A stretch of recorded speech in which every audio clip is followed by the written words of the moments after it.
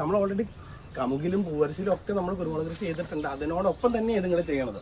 അപ്പൊ കമുകിനൊക്കെ ഉള്ള ഒരു വിഷയം അതിന്റെ വേരുകൾ ഉള്ളത് കൊണ്ട് ഇതിന്റെ വേരുകൾക്ക് സ്പ്രെഡ് ആകാനായിട്ടുള്ള ഒരു സാധ്യത കുറവാണ് അവിടെ. കമുകിന്റെ വേര് നന്നായിട്ട് ആവുമല്ലോ. ഇതിനിടുന്ന വളം കൂടെ അത് വലിച്ചെടുക്കും. അപ്പൊ ഇങ്ങനെ ഒരു പ്രശ്നം ഉള്ളത് കൊണ്ടാണ്. അല്ലാണ്ട് നോക്കിയാൽ പ്രൊഡക്ഷൻ കോസ്റ്റ് കുറച്ച് കുരുമുളക് കൃഷി ചെയ്യാൻ നിങ്ങൾ ആരും ഈ പരിപാടി ചെയ്യണ്ട. നേരെ കമുക് നട്ടോ അല്ലെങ്കിൽ വേറെ ഏതെങ്കിലും മരങ്ങൾ നട്ടോ.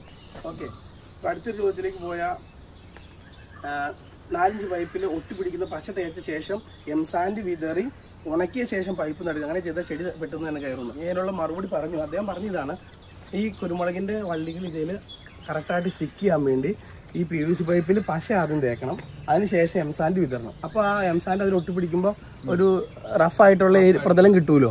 അപ്പോൾ ഇത് ഒട്ടിപ്പിടിക്കാൻ എളുപ്പമുണ്ടെന്നാണ്. ഞാൻ പറയട്ടെ, അതിൻ്റെ യാതൊരു ആവശ്യമില്ല. നിങ്ങളിത് നോക്കുക, ഞാൻ പറഞ്ഞില്ലേ ഈ വള്ളി വൺസ് ഇത് ഒട്ടിക്കഴിഞ്ഞാൽ നമ്മൾ ഇതേ പിടിച്ച് വലിക്കുമ്പോൾ ഈ വേര് പറഞ്ഞു പോരത്തില്ല, ഇതിങ്ങനെ ഒടിഞ്ഞു പോരത്തുള്ളൂ. അത്രത്തോളം ഇതായിട്ട് നിൽക്കണം.